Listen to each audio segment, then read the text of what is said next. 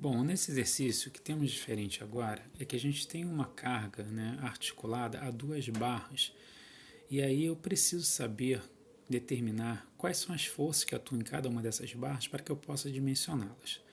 Então, da mesma forma como a gente vinha fazendo, o primeiro passo vai ser ler o enunciado e listar quais são os dados fornecidos e o que é pedido.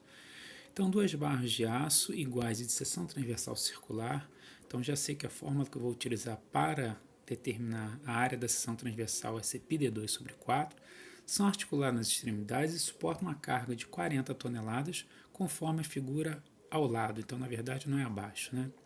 Sabendo que a tensão de ruptura do material é de aproximadamente 3.981 kgf por centímetros quadrados, e adotando-se um coeficiente de segurança igual a 2, dimensione as barras. Então, na verdade, se ela tem seção transversal circular, eu quero saber quanto vale o diâmetro.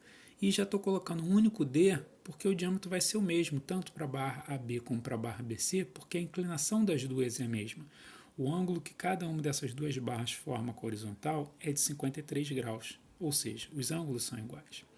Então, o primeiro passo é a gente identificar que forças atuam naquele ponto B, que é o ponto da carga. Então, no ponto B, eu tenho uma força de 40 toneladas para baixo, né, vertical de cima para baixo.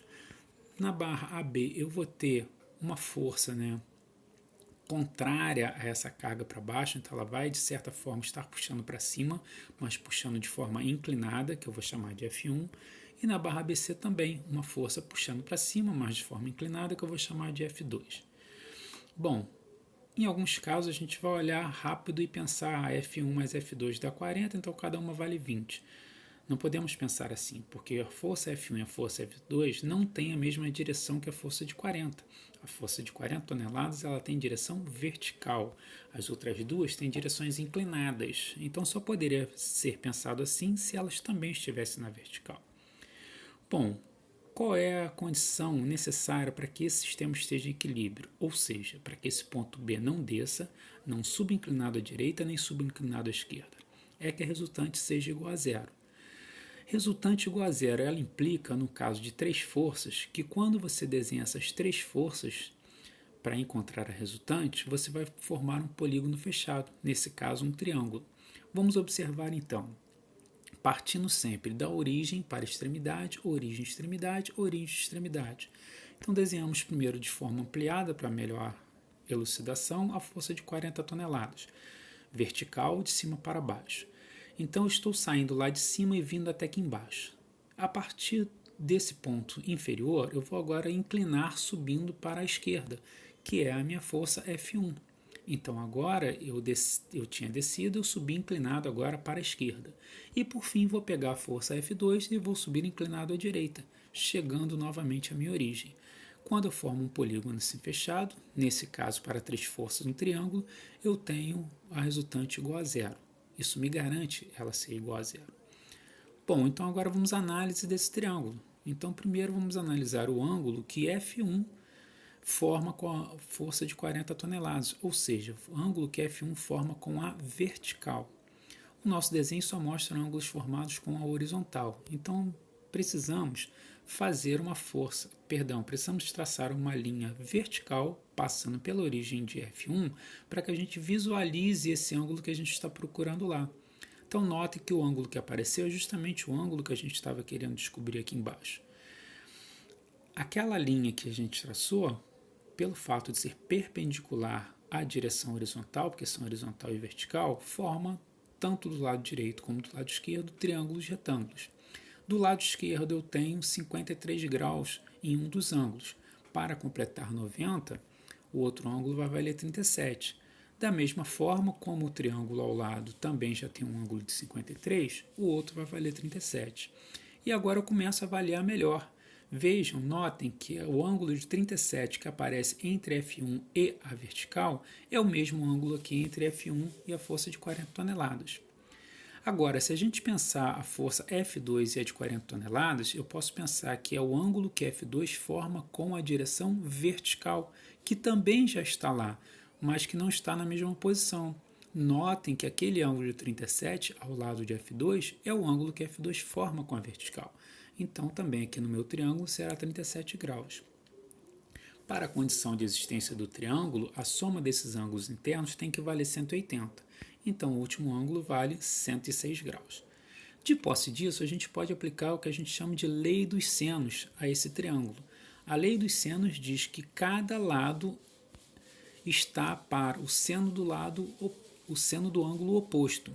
Então, a gente pode escrever a igualdade da seguinte forma: F1 está para o seno de 37, que é o ângulo oposto a F1, assim como F2 está para o seno de 37, que é o ângulo oposto a F2, assim como 40 toneladas está para o seno de 106, que é o ângulo oposto à força de 40 toneladas.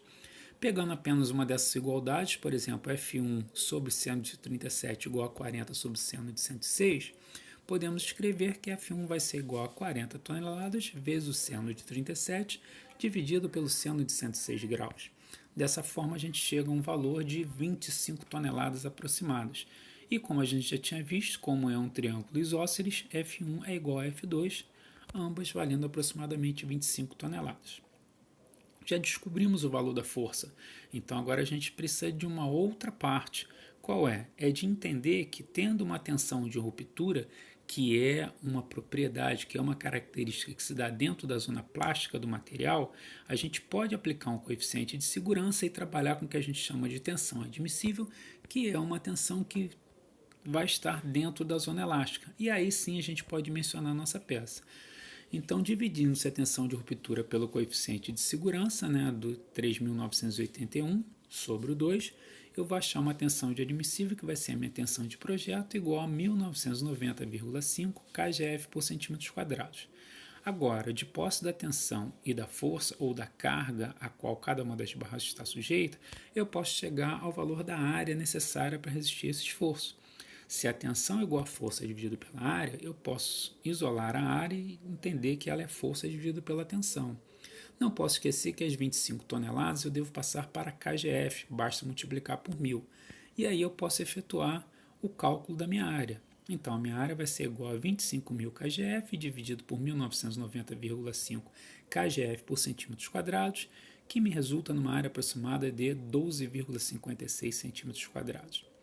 De posse disso, e da fórmula de que a área da seção transversal é igual a πd2 sobre 4, isolando o valor de diâmetro, eu posso dizer que o diâmetro será igual a raiz quadrada de 4 vezes s dividido por π. Substituindo-se os valores, eu terei 4 vezes 12,56, 3,14 aproximadamente para π, que me dará como resposta um diâmetro de 4 centímetros. Então, cada uma dessas barras terá um diâmetro de 4 centímetros para suportar a carga referida do desenho.